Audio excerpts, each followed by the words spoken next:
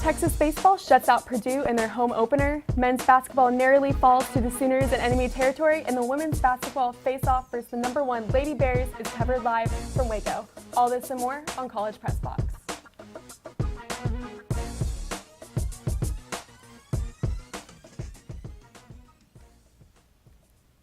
Good evening and welcome to College Press Box. I'm your host, Brooke Nevins, alongside Madison Hager, and we're so glad you're joining us on your Monday night. It was a busy and successful week for Longhorn sports, including several victories at home and a Big 12 Conference Championship.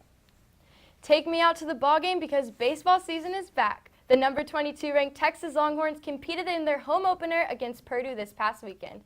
Let's head over to the dish for the highlights from Sunday's game. Texas baseball sits at 2-1 in the final game of the series against Purdue.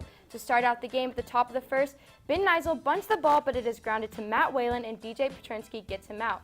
Headed into the bottom of the first, Duke Ellis steps up to the plate first and gets a single for the Horns. Next up to the plate, we have Eric Kennedy. He gets a single to first base, and Ellis advances to second base. Up next, Austin Todd's hit allows him to make it to first, and Ellis puts the Horns on the board. Texas is now up 1-0, still at the bottom of the first. And lastly, in the bottom of the first, DJ Petrinsky gets the job done and doubles to right field, and Kennedy and Todd are able to add 2 more on the board for Texas. Texas is now up 3-0 at the bottom of the first. Heading into the top of the sixth, Owen Jansen and Cole McKenzie try to get the job done, but Bryce Regan and DJ Petrinsky win the battle. And finally, top of the ninth, Cole Quintanilla throws a strike to finish off the game, and Texas shuts out Purdue 3-0 in the final game and wins the series 3-1. Now let's head back to the Diamond for our own coverage by our own Matt Marinchak. Last Sunday, the number 23 Texas Longhorns took on the Purdue Boilermakers.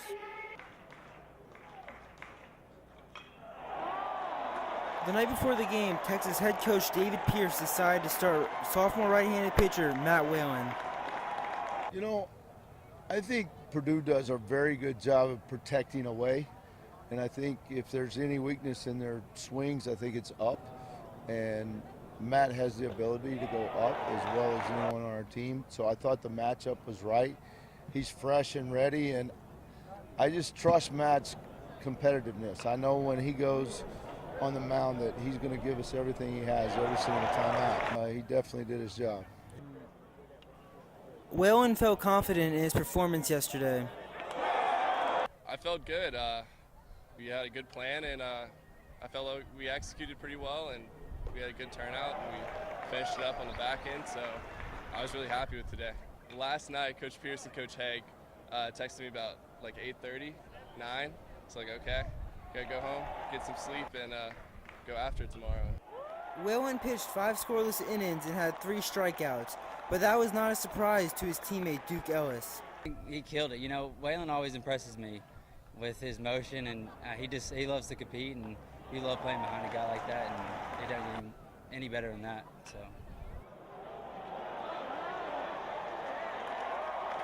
After beating Purdue 3 games out of 4 this past weekend, Texas looks to continue that momentum against Sam Houston State this Tuesday.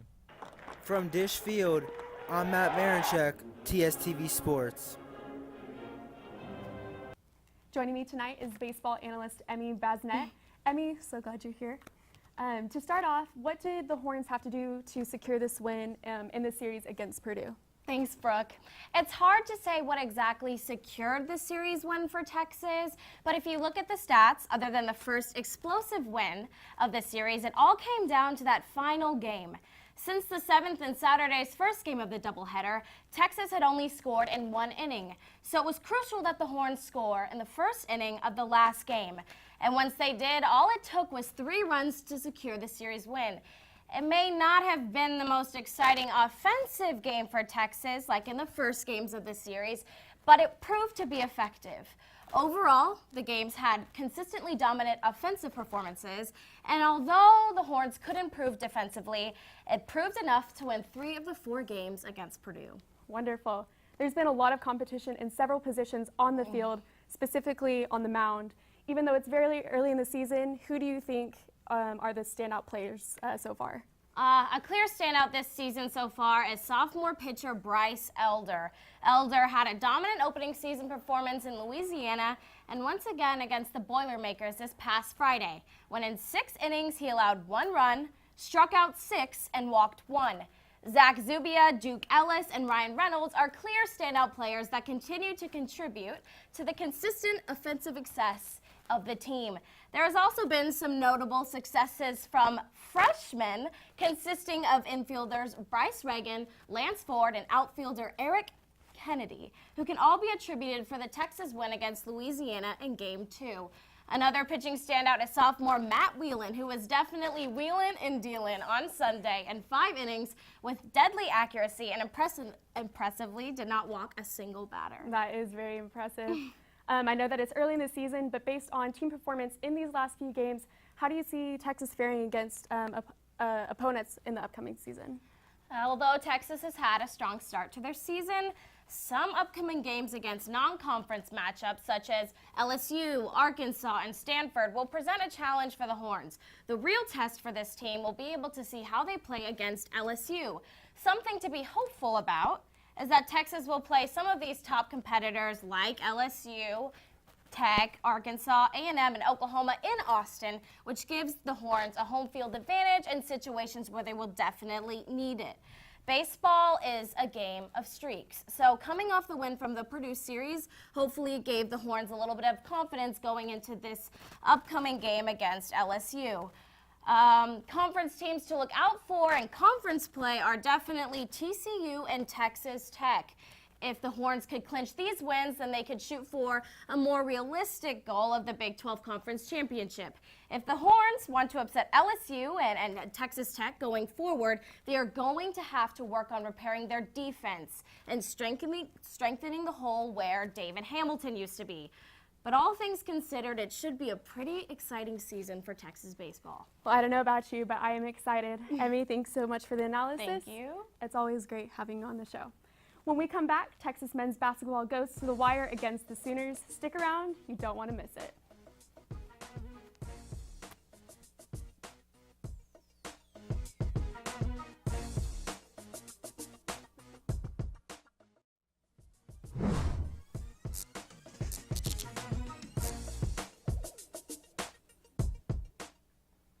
Welcome back to College Press Box. Texas men's basketball continued to build their tournament resume and attempt a season sweep over the Oklahoma Sooners in Norman on Saturday. Let's check out the highlights. From tip-off, it was Oklahoma out on top, first number 21 out to number 35 Brady Manick to hit from outside. Right after, Courtney Ramey does the same thing and Jace Febres begins his team-high 15-point game. 7 minutes left in the first quarter, Longhorns down by 6. Texas leaves Manick wide open for an alley-oop. And again, Oklahoma hits a 3 to pull away and finish the half up by 14 whole points. After the half, Texas retaliates with Dylan Osikowski's huge dunk and another shot from deep by Febres to bring the Horns just within 3. With just seconds ticking down, Texas is scrambling, but with hands in his face, Febres hits again. This time the Horns come up within 2. Osikowski makes a crucial rebound, but the urgency was lacking, and Texas falls short 69-67 and falls to 7-7 in conference play.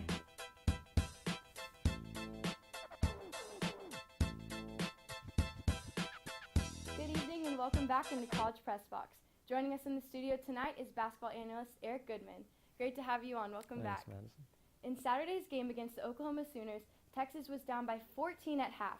Despite almost making a comeback in the second, they lost by a bucket. What went wrong for Texas against OU? Well, what went wrong, first of all, is being down by 14 at halftime. And this has been a theme throughout Texas's season. It starts with defense. They're not playing hardly any defense in the first half of these road games, especially. Saw it against Georgia a couple weeks back in a game that is up there with one of their worst losses. This game against Oklahoma, I mean, it's a rivalry game on the road. You can't call it a really bad loss, but it's a game Texas could have won. And they really, if they were going to lose it, you really wouldn't have want them to lose it by just not really showing up to play it, an 11 a.m. game in Norman. The defense, once halftime came in, Shaka Smart probably got in their face a little bit, probably gave them an intense halftime talk, because Shaka Smart, we know he preaches defense. It's the offense where he says, go be yourself, do your thing, but defense is what you're going to come in and know that a Shaka Smart team is going to play. They didn't do that, at least in the first half, and it put them in a hole that they got close to crawling out of, but it was too deep for them to crawl out of in the end. For sure, Texas defense was definitely lacking against Oklahoma. Senior guard Kerwin Roach was indefinitely suspended from playing for a violation of team rules. Roach has been averaging 15 points a game, and his absence was definitely felt this Saturday against OU.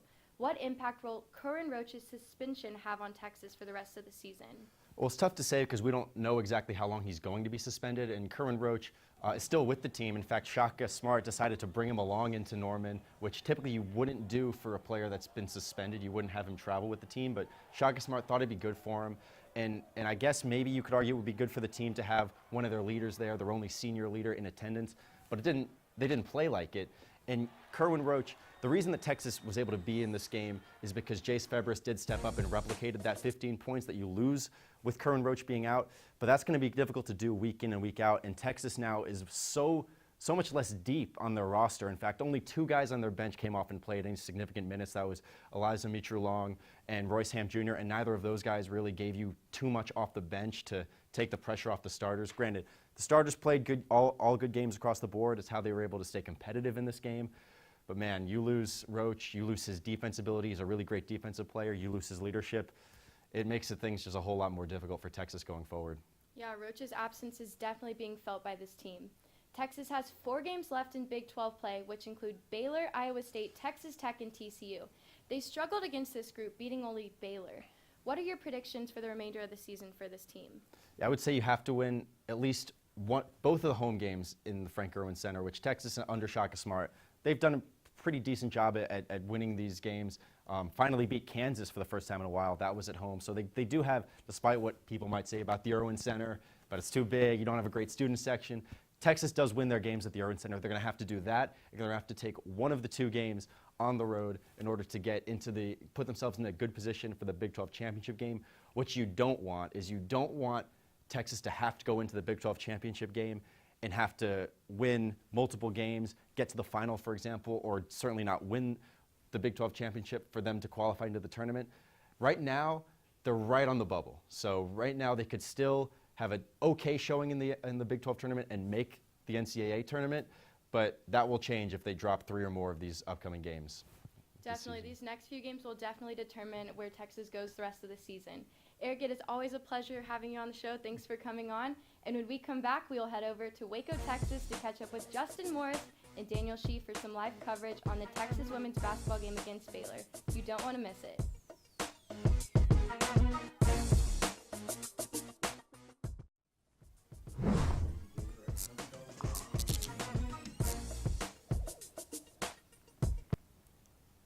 Good evening and welcome back into College Press Box.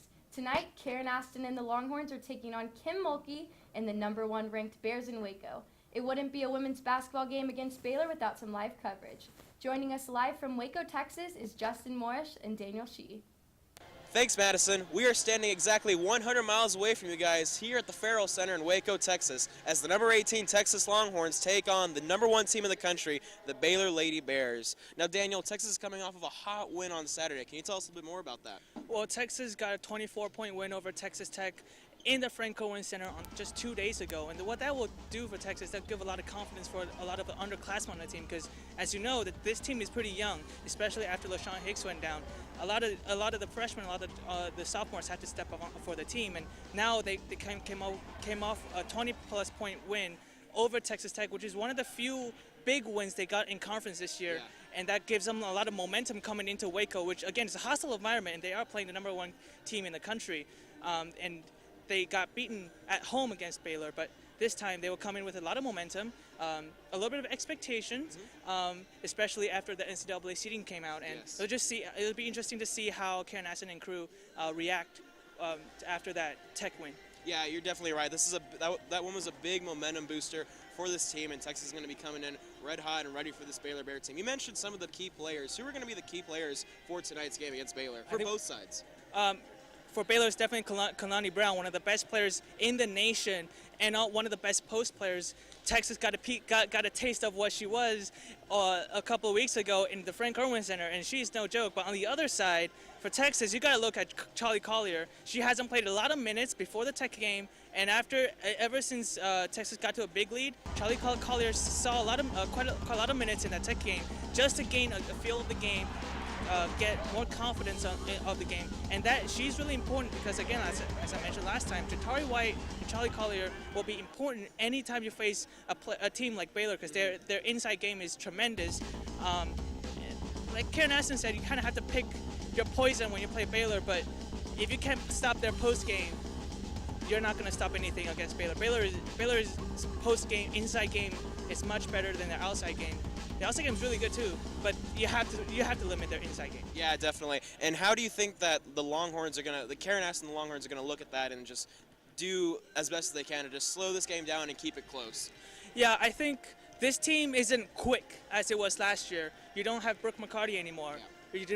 You don't have Errol Atkins anymore. We brought this name up a lot of times throughout the season, probably too many times, but at this moment in time, you have to slow down Baylor, and in doing so, before Baylor gets to too big of a lead, you probably want to slow the game down, and that starts with Shih Sutton, Danny Williams, and Audrey Warren trying to slow the game down. And because this team is still really young, Danny Williams and Shih Sutton has to calm the team down, show their team leadership today, especially on the road against Baylor, #1 Baylor in Waco. Yeah, and you kind of talked about it right there. They're going to be the key leaders for tonight's game. How do you think that they can just kind of, combat this pretty hostile environment? You kind of touched on it a little bit earlier. Baylor's known for packing the house. This is going to be a loud game, top 20 matchup.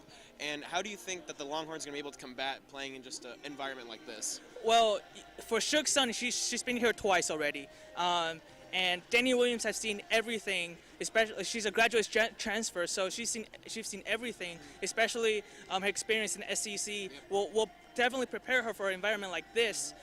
In terms of inside, again, Jatari White is a senior, so she's seen a lot of things.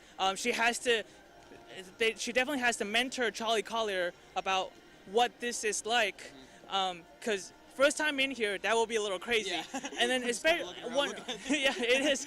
This stadium is pretty nice, and it will be a scary place for Texas to play in. And then Aborowa, the third post player on this team, third in the rotation. She's a senior. She's got a lot of experience. She's seen everything as well. She hasn't got a lot of minutes, but then her minutes on the floor today will be very valuable just because of her experience. And she's one of those that you can't get off her because she can score, but then you have to worry about other people too because you still have Danny Williams on the outside. You have Shih Sutton that can cut in any time, and then Charlie Collier obviously is an elite post player. Yeah, definitely. Yeah, it's going to be hard for the Longhorns to combat it. I have a little bit of faith in the Longhorns. Okay. I don't think they're going to win, but I think it'll be close. Okay. A sub 80-point game for both teams. Okay. My prediction is going to be let's do 78 to 70. Keep it a little close, but defensive. 78 to 72. 78 to 72. Yeah. Okay. I think Baylor will score more than that, and they scored 86, I think, on the road, and I don't see them scoring that much lower at home. So I'm seeing an 82 to 71 point game. 11-point loss for Texas will be a little hurtful in terms of the playoff standings. But if Texas can leave Waco with probably a 4-point loss or 3-point loss or even a win, that would be amazing for their playoff chances. But I don't see them getting that kind of result. I see them losing by 11, which won't be ugly, but it still depends on how you lose the game. Last time they went down by 20 plus points, and then they came back in the 7. That was an ugly loss, even though it was a 7-point loss. The key for Texas will be to keep the game close throughout 4 quarters and not go back to a 25-point deficit and then come back in the 4th quarter when everything's kind of settled down. Yeah, Texas has been kind of doing that throughout the season. We saw whenever we went to the Mississippi State game earlier in the season, they kind of let it loose. Texas just needs to keep it close, and that's how they're going to at least play up to Baylor as best as they can. Yeah. So that's all we got from the Bear Pit here in Waco, Texas. I'm Justin Morris. I'm Daniel Shih. Take it back to Madison. Thanks, Justin and Daniel. When we come back, we will catch up with softball, tennis, and the track and field team. Don't go anywhere.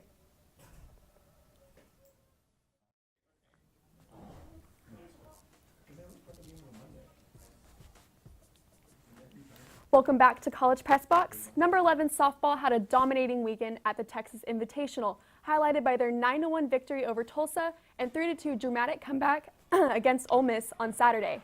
On Sunday, the Horns enjoyed a sweeping 7-0 shutout over Ole Miss and were led by sophomore second baseman Janae Jefferson, who scored 6 runs total. They now have won 6 games straight and look to keep that streak alive when they face Houston Baptist at home this Wednesday. On Sunday, the number 9 ranked women's tennis team took on the Rice Owls in Houston. Although junior twins Bianca and Anna Tirati lost for the first time this spring in dual match play, the sisters clinched the first and second place spots in singles. The Longhorns won all 6 singles matches to improve to 5-2 this spring. The team's next matchup is on March 2nd against Stanford in California. In the latest ITA team rankings released on February 20th, the Texas men's tennis team is ranked number 3 nationally, its highest position since 2011. Following the cancellation of their game against Tulsa, the Longhorns will face off against Incarnate Word tomorrow at home in the second matchup between the two schools ever. The track and field team headed up to Lubbock this past weekend for the Big 12 Indoor Championships. Not one, but 2 school records were set on the first day, with Ashton Zamzow setting the school record in the pentathlon and Elena Bruckner in the weight throw.